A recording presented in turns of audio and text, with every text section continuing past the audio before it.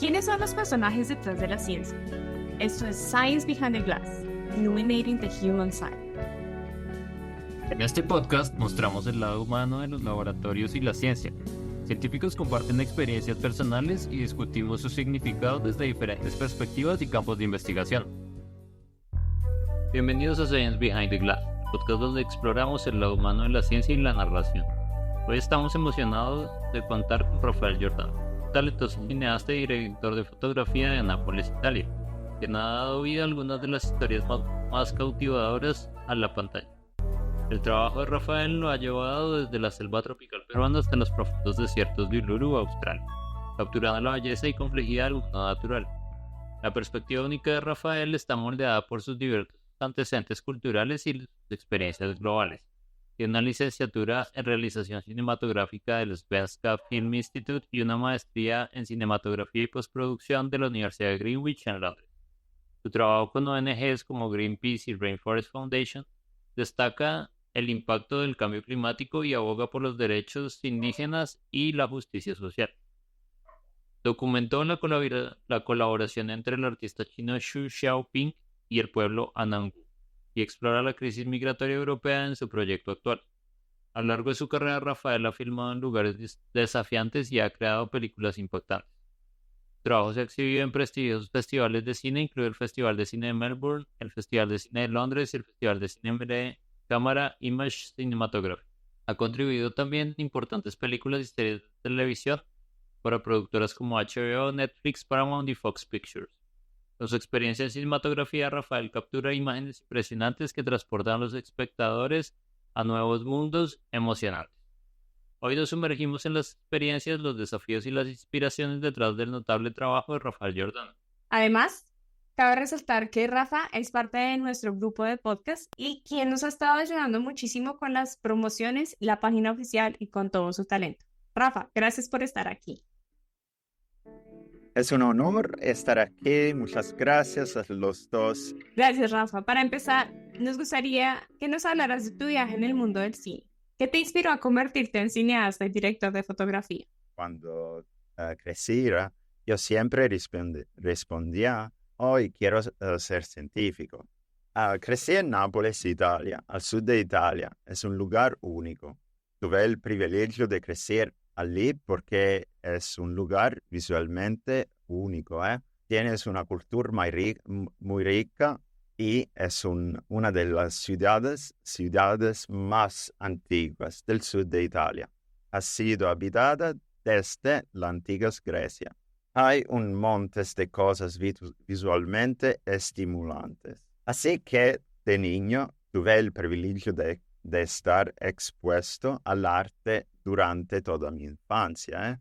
Siempre me captivaron las pinturas clásicas y el arte renacentista, así como la arquitectura también.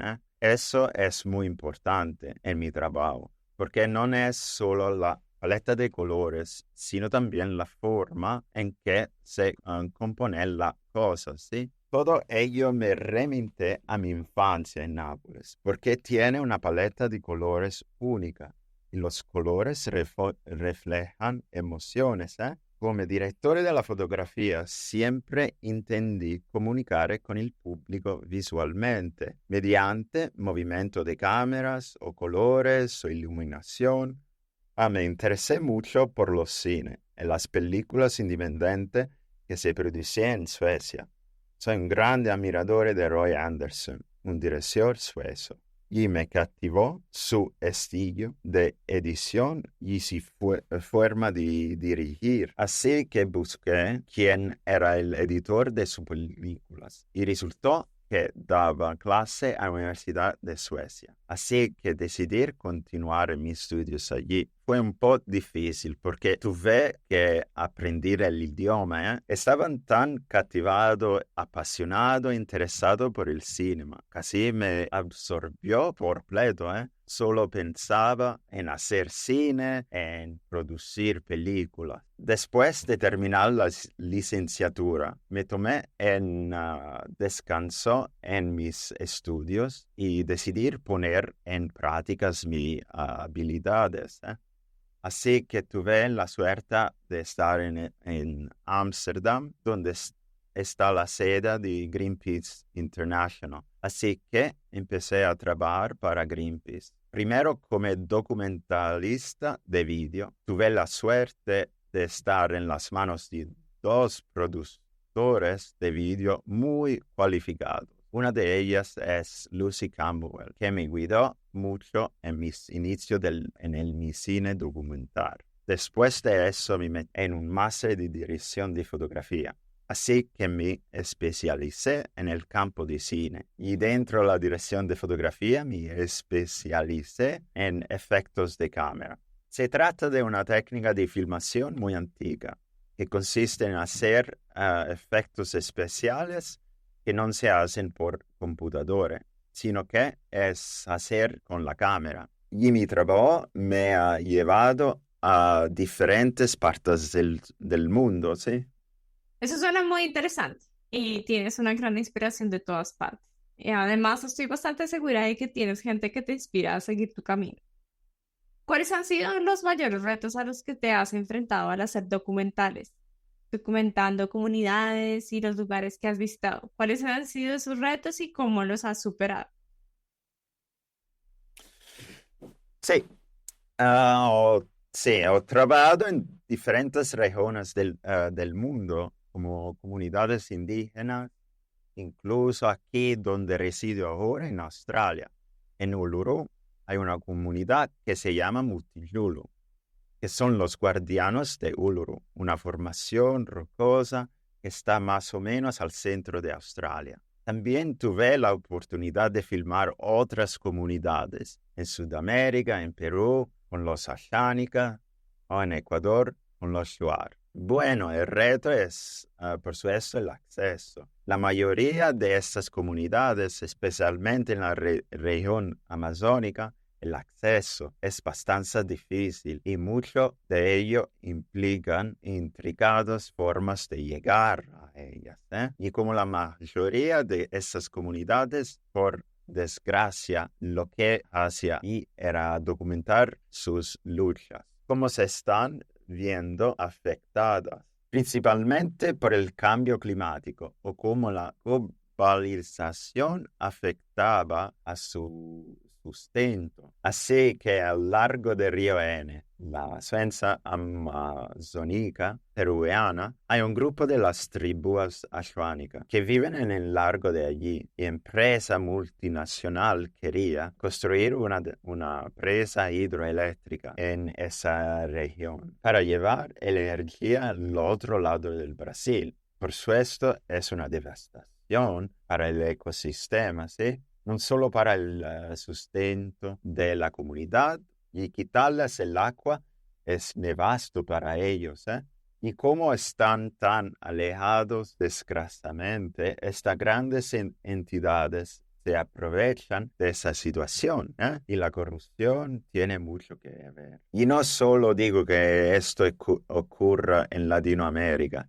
He visto cosas en el interior de Australia en donde las condiciones de vida de algunas comunidades son muy impactantes. Absolutamente, sí. Me enfoqué en cualquiera de mis trabajos y participación en documentales ha sido gracias a mi determinación por dar la voz a las comunidades. Claro, yendo sin juzgar y yendo allí como un observador, como una persona que documenta. Por supuesto, hay que construir relación con la gente para que se abran a ti. Así que también hay retos en ese sentido. Tienes que ser adaptable y ya sabes, en el cine tiene restricción de tiempo. Así que hacer que todo se encaje en el tiempo es una gran limitación. Bueno, suena realmente desafiante a nivel personal y profesional. Sí, puede serlo. Y sabes, acercarse a la gente y que se abran y cuentes sus historias es difícil porque tiene que confiar en ti. ¿Cómo se construye esa confianza dentro de la gente para contar cosas muy personales que les están afectando? Debes ser empático con la gente también. Además, no es ir y tomar fotos o grabar e irse, ¿sí? Todo esto te afecta porque te apegas a ese lugar y a las personas. Y ver los desafíos que pasan en estas comunidades es duro, así que es frustrante también. Es una batalla interminable, pero tienes que pensar en los propósitos mientras estás allí. Estás allí para darles voz. Y no soy la voz, ellos son la voz. Sí, y hablando precisamente de este trabajo con las comunidades indígenas, ¿puedes compartir un ejemplo o hablarnos un poco de cómo este trabajo documental ha impactado estas comunidades que has visto? Sí, claro. Hay una buena historia que contar con la comunidad de Sashanica. Porque había una empresa multinacional que quería construir una presa hidroeléctrica allí. Varias ONG, como la organización CARE y otras organizaciones que estaban en el extranjero, como International Rivers, Rainforest Foundation, ayudaron a visualizar lo que estaban ocurriendo con las comunidades, porque la toma de decisiones de construir la presa a nivel político en Perú y se había aprobando y se había iniciando. Yo llegué allí cuando los topógrafos estaban empezando a mediar, así que hubo un poco de tensión, por supuesto, porque los topógrafos allí son traídos con los paramilitares. Pero los paramilitares estaban facilitando esos proyectos porque es un nivel gubernamental. Así que nosotros vinimos como una organización internacional, no gubernamental. Y la idea fue mostrar al mundo y asegurarse de que esta historia se conocía en todo el mundo. Así que, por suerte, con la ayuda de la líder social y activista local, Ruth Buendía, conseguimos en 2014 que ese proyecto se detuviera. Pero, por supuesto, era un proyecto de muchos en los lagos de Río N. Y es solo un río de Amazonía. Hay otros ríos, especialmente en el lado brasileño, donde estos proyectos siguen adelante. Y la devastación para el ecosistema local es catastrófica por la cantidad de maquinaria que necesitan traer. Lo que hacen es talar completamente los bosques para que los maquinarias puedan entrar. Afortunadamente, para esta campaña, con la presa de Paquisabango, tuvimos éxito. Esfuerzos de colaboración entre diferentes ONG, algunas con sedes en los Estados Unidos, otras en Europa, y CARE, que tiene una sede sensativo en Perú. Y Ruth Buendía es la base de todo esto. Es la voz, y diría yo, del pueblo Ashan. Sí, y ahora que lo mencionas, ¿sabes qué empresa está detrás de todo esto? Es Sobredech. En toda América Latina han habido muchos casos de corrupción relacionados con este tipo de proyectos de infraestructura. Es simplemente terrible.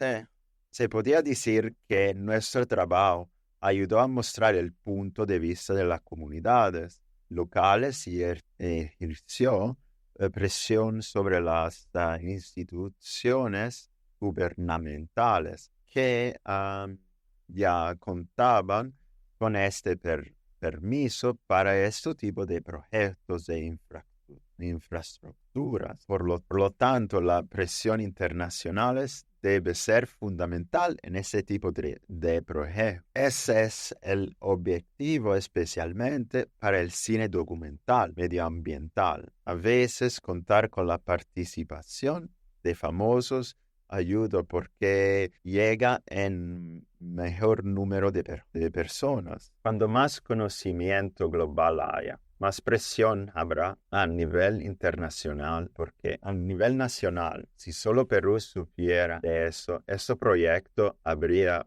seguido adelante. ¿Y cómo abordas las consideraciones éticas que implican filmar a comunidades y garantizar que sus historias se cuenten de forma respetuosa y precisa?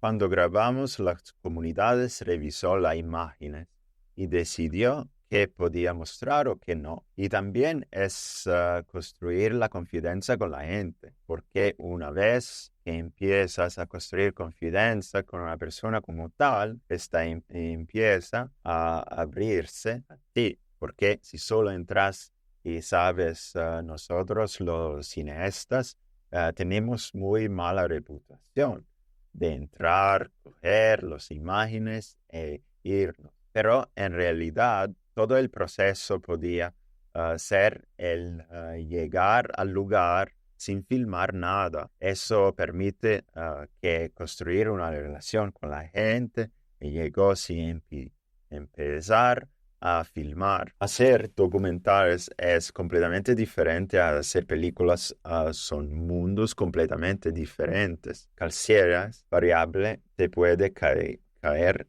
encima y simplemente tienes que seguir la corriente. Así que tienes que ser muy, muy adaptable. No puedes tener estructura, casi tienes que tirarla por las ventanas y simplemente adaptar. Para el cine documental, las comunidades no existen, siente decírtelo, ¿eh? Así que yendo al lado más ligero de este trabajo documental, ¿cómo fue ese proyecto en el que involucraste a actores o famosos en la causa de los pueblos indígenas o para algún propósito en particular? Sí, desgraciadamente, no puedo contar historias muy buenas del Congo. El Congo, por desgracia, estaba en una guerra civil cuando estábamos filmando allí. Así que esa campaña estaba ayudando a reducir la deforestación y aumentar la concientización. En el Congo, debido a la guerra civil, la estructura gubernamental es inestable. Conseguir un cambio allí es muy difícil, ¿eh? En cualquier país devastado por la guerra, el control de la tierra es muy complejo. Y, por supuesto, las empresas multinacionales se aprovechan de los países devastados por la guerra. Es como una mina de oro para ellos, ¿eh? Entran y saben que pueden saltarse las normas muy fácilmente mediante el soborno, la corrupción. Entonces, nuestra labor era simplemente hacer que el mundo sabe lo que está pasando y de que el mundo comprende la catástrofe y la consecuencia de que eso siga adelante. Y en cuanto a las celebridades, ¿crees que su compromiso va a largo plazo o simplemente el rostro conocido ayudará a promover o ayuda a promover la causa y ya está?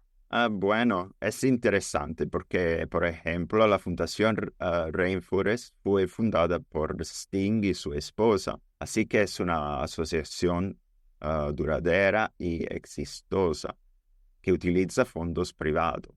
Pero hay que tener en cuenta que muchas de estas organizaciones no gubernamentales se financian con fondos privados. Greenpeace está totalmente financiado con fondos privados. Reciben muy, muy poca fundación gubernamental. Muchas de las celebridades que participan lo hacen por relaciones públicas porque queda bien para su agenda, pero algunos tienen buena intención y he conocido a algunos que tienen buena intención dentro de su trabajo. Sí, yo diría que da igual si invierten los fondos en algo que lo merezca.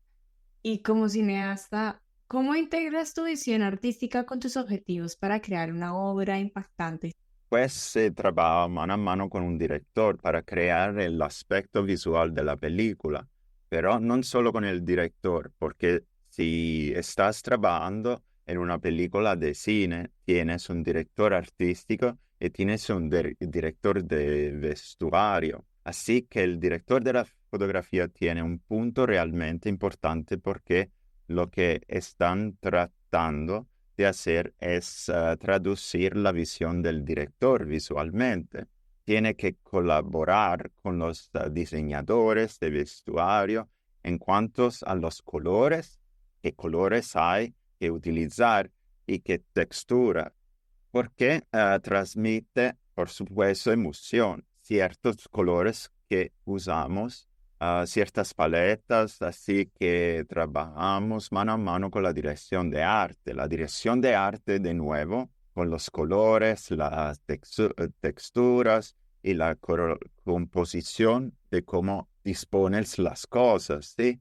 Puede haber determinados movimientos de cámara que dicten una escena por un director. Así que es importante que el director artístico lo entiende, porque cada puesto existe para facilitar la visión del director. Por lo tanto, el director de la fotografía es un encargo de todos el aparto visual, no solo de la cámara, sino también de la iluminación. La iluminación es muy importante porque transmite emociones. Entonces, ¿cómo se utiliza la iluminación de forma que transmita determinadas emociones en una escena? Lo que hay que entender es que en dirección de la fotografía hay que entender de física. Hay como una ecuación muy importante que conoce un director de la fotografía que se llama el círculo de la confusión.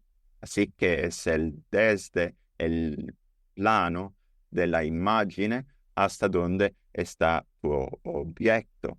Y es como transmitir diferentes ópticas en diferentes estados emocionales, ¿verdad? Así que si me acercó mucho de la lente, se siente bastante intimidados porque estoy justo delante de ti. Así que se puede utilizar la lente de forma que transcribe y transmite emociones. Es bastante importante, es una herramienta muy potente y la iluminación es simplemente una locura. Me obsesiono tanto con la iluminación que más adelante en mi carrera simplemente me dedico a entender, comprender la iluminación. Me interesé mucho por ella porque vi el poder que tenía.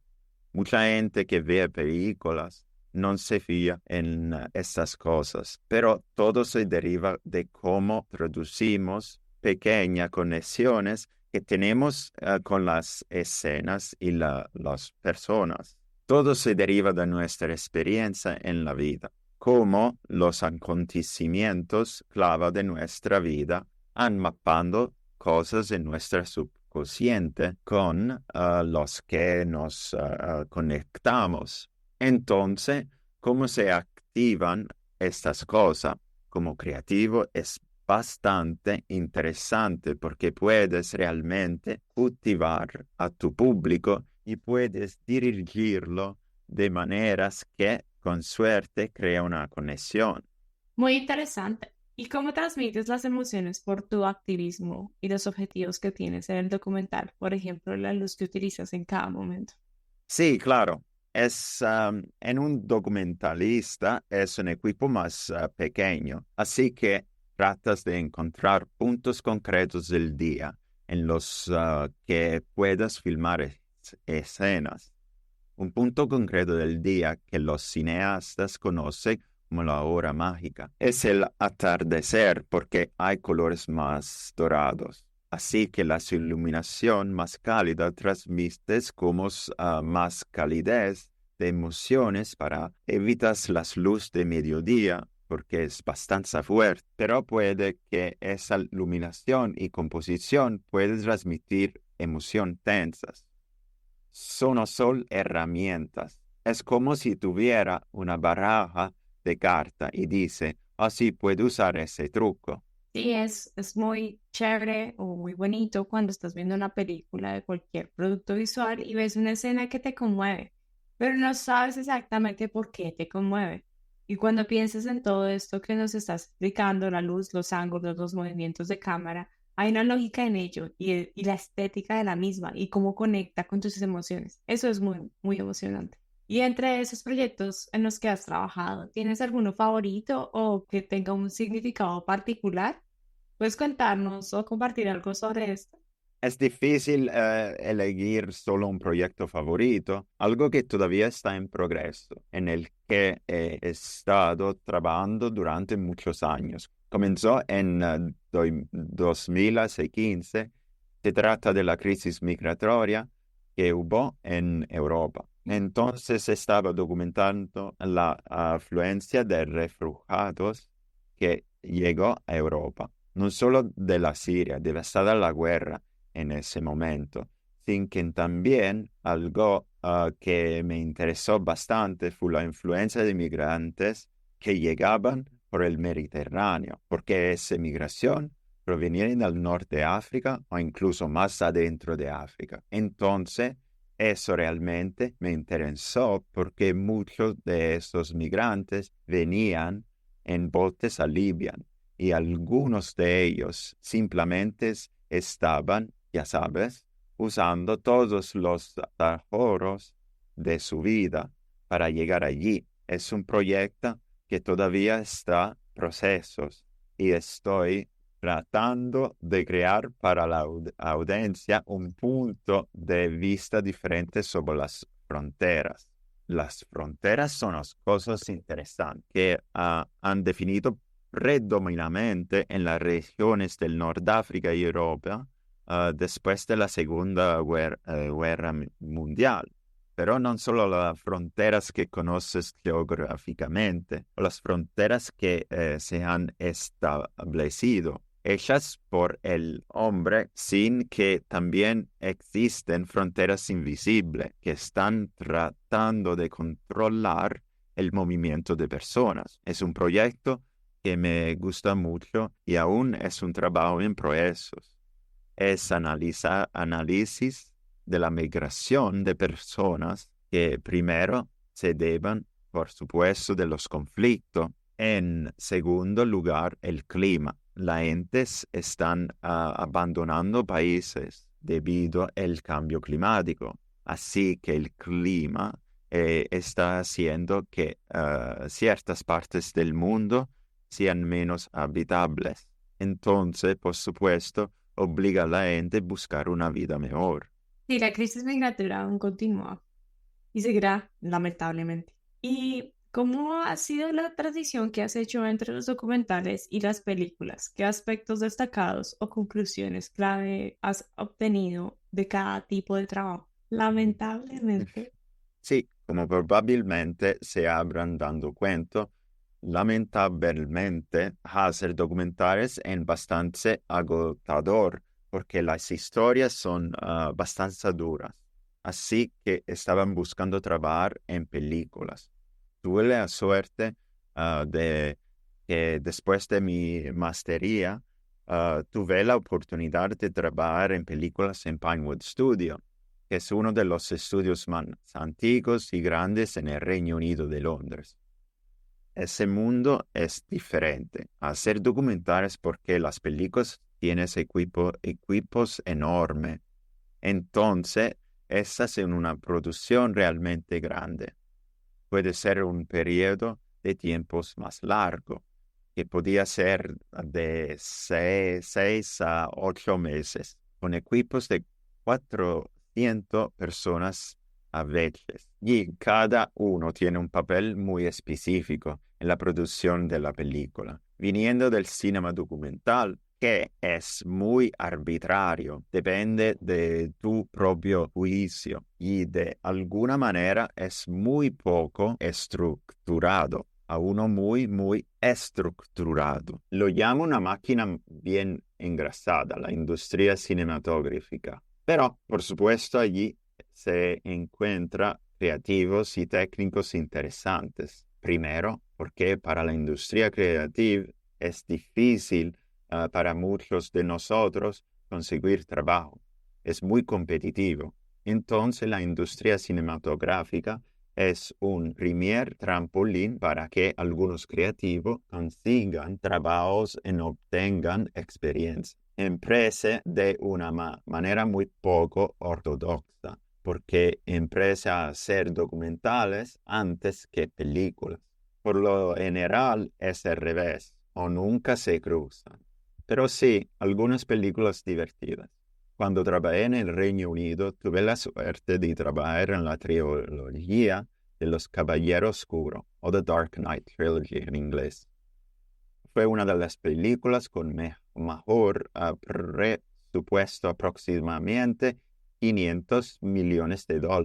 Nunca antes se había hecho nada igual. Pero Christopher Nolan tiene tal poder como cineasta creativo que es capaz de conseguir presupuesto como eso. Y nos dio a todos como técnico y creativo realmente la libertad de crear lo que las escenas realmente requieren.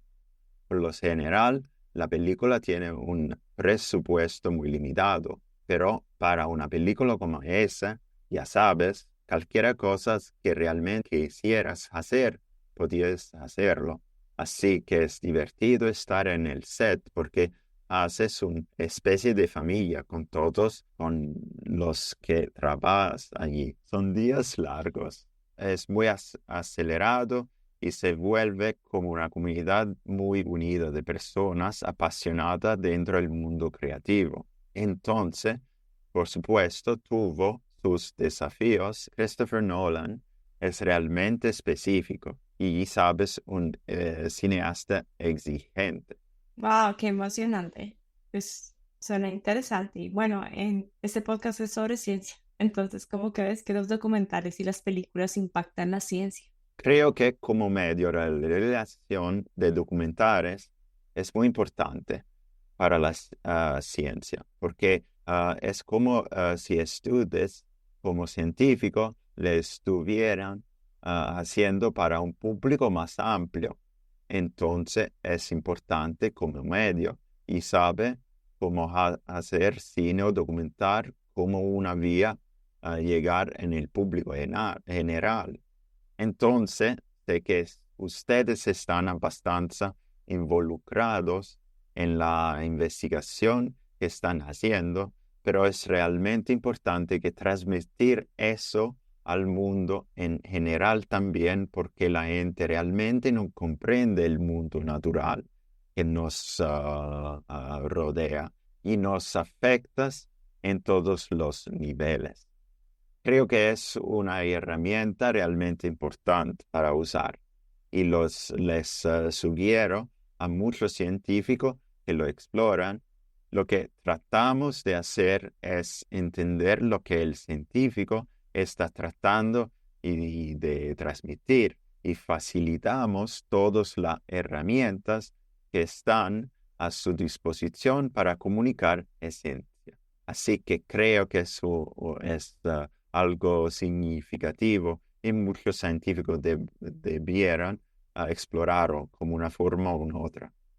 Y para dar un poco de contexto, Rafa también está trabajando con Learning Technologies en James Cook University, en donde les está dando las herramientas a los académicos para que intenten combinar toda la información que tienen y ponerlas a disposición de los estudiantes, los cuales pasan muchísimo tiempo en línea viendo videos e interactuando con el contenido de los académicos.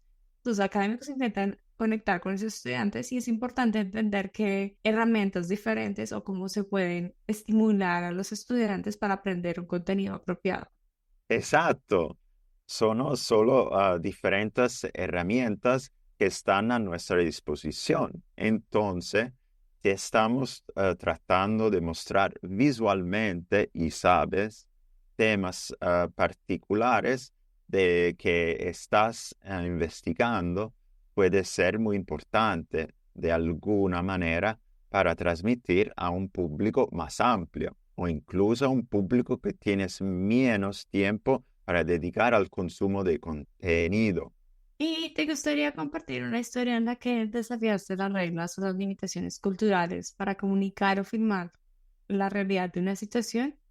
Algo que te haya desafiado y que haya sido particularmente difícil y que hayas tenido y cómo superaste esas barreras.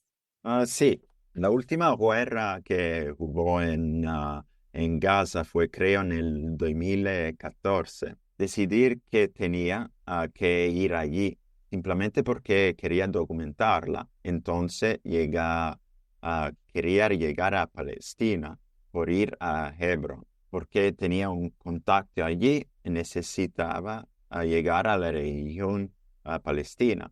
Entonces es un lugar bastante complicado para ingresar, simplemente porque el único punto de entrada es a atravesar del Egipto o tenías que pasar por el Jordania. La forma más fácil es atravesar el aeropuerto, o la forma más fácil es atravesar el aeropuerto de Tel Aviv en Israel y luego de ingresar a la región palestina. Por supuesto, ir a Israel es un desafío debido a la cantidad de seguridad que tienen. Y la mayoría de las personas que quieren ir a Israel quieren ver Israel. Y no quería ver Israel, solo quería llegar a Palestina. Así que fue muy extraño para ellos tener una persona que quería volar al país para ir directamente a la región palestina. Entonces me preguntaron cuáles eran mis razones para ir allí. Pude abordar el avión, un avión muy peculiar, como solo otras dos personas, pero una vez que aterricé, me trataron como sabes a los palestinos, que son tratados como ciudadanos de segunda clase. Lamentablemente, la mayoría tiene que pasar para Israel. Es una forma de que ellos, Israel, controlan la población a través de esas fronteras.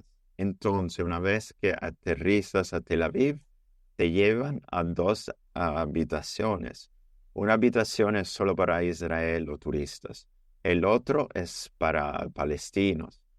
Y estuve en esa habitación horas y horas, siendo interrogado sobre mi razón por que estaban allí. Decidí solo hablar en mi lengua materna, que es en el italiano.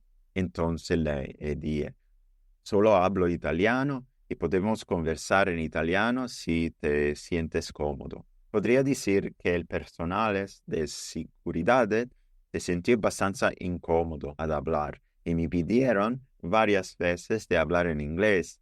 Dije simplemente no hablo inglés y quería saber la razón por la cual estaban allí y fue como, ¿por qué querías ir allí en Palestina? Pensé, estoy interesado a ver Hebrón, y allí está la tumba de Abraham. Hebrón es un punto crítico del conflicto entre Israel y Palestina porque es una mezquita compartida en el mismo lugar. La tumba de Abraham está dividida a las mitad. Los judíos lo ven desde arriba.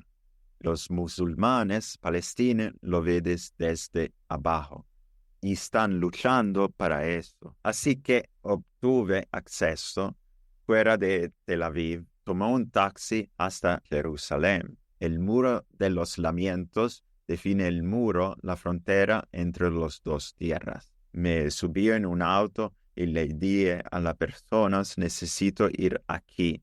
No sabía si este tipo era un taxi o no. Le dije, puedes llevarme aquí tienes alguno de dinero, vámonos. Así que me llegó hasta allí, no tenía ni idea de a dónde iba. El paisaje era precioso, sentí, no sé cómo tenga una conexión profunda el área del Levante.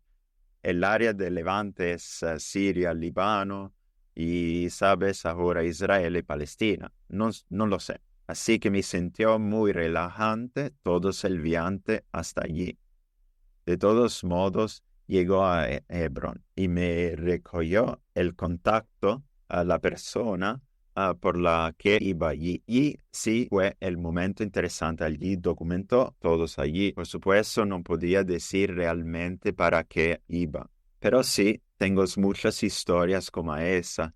Esa es una de que fue una pequeña historia interesante costumbre cómo llegar a un lugar. Eso es realmente importante para la relación de documentales porque te arrojan cosas así todo el tiempo.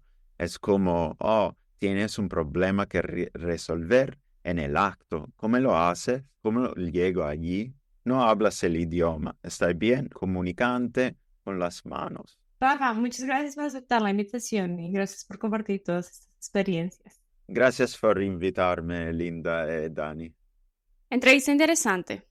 Por lo general, los documentales son una forma poderosa de cerrar la brecha entre la ciencia y el público. La narración visual es la mejor manera de transmitir información abstracta o técnica para hacer comprensible y más fácil de relacionar conceptos complejos. Por ejemplo, al documentar el cambio climático, hablar sobre el aumento de las temperaturas es una cosa muy diferente a mostrar los efectos en el mundo, en las comunidades y en los ecosistemas. La evidencia visual puede ser más persuasiva y atractiva, ayudando a crear conciencia e inspirar la acción que científicos gritando. Así es. Sin embargo, involucrar al público general tiene sus límites y los gobiernos y las instituciones deben ir más allá y dar el siguiente paso para lograr objetivos y responder a los tratados y compromisos internacionales.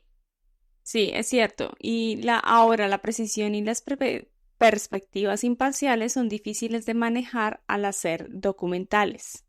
Sin embargo, colaborar con científicos y expertos en el campo puede ayudarlos a proporcionar una base sobre la evidencia que se muestra. Esos son conocimientos y orientación cruciales para representar la información correctamente y evitar malas interpretaciones. Esta colaboración también agrega credibilidad al documental, asegurando que los espectadores reciban contenido confiable y fáctico. Como comentario personal, soy un gran fanático de documentales y películas, así que fue emocionante entender y aprender sobre la fotografía y el proceso de edición, y cómo todo responde a la visión estética que al final es lo que atrae o apela a las emociones de las personas. Sí, a mí también me gustan los documentales. Gracias por acompañarnos en este episodio. Películas y documentales inspiraron este episodio. Recuerda, Rafael también es parte de nuestro equipo. Y recuerda que este podcast es autofinanciado y autoeditado por sus presentadores. Pueden apoyarnos escuchando nuestro podcast en el canal de YouTube. No olviden darle clic o me gusta al episodio y suscribirse. También puedes escuchar nuestro podcast en Spotify, en nuestro sitio web oficial. Y por cierto, ya está en nuestro sitio web listo. Ya lo pueden ver, ya pueden navegar. Está en distintos idiomas y no olviden seguirnos en las redes sociales como X, Facebook e Instagram. Música original de nuestro colega y amigo Bernardo Águila y le agradecemos también a nuestro amigo Rafael Giordano por las promociones y por la ayuda técnica.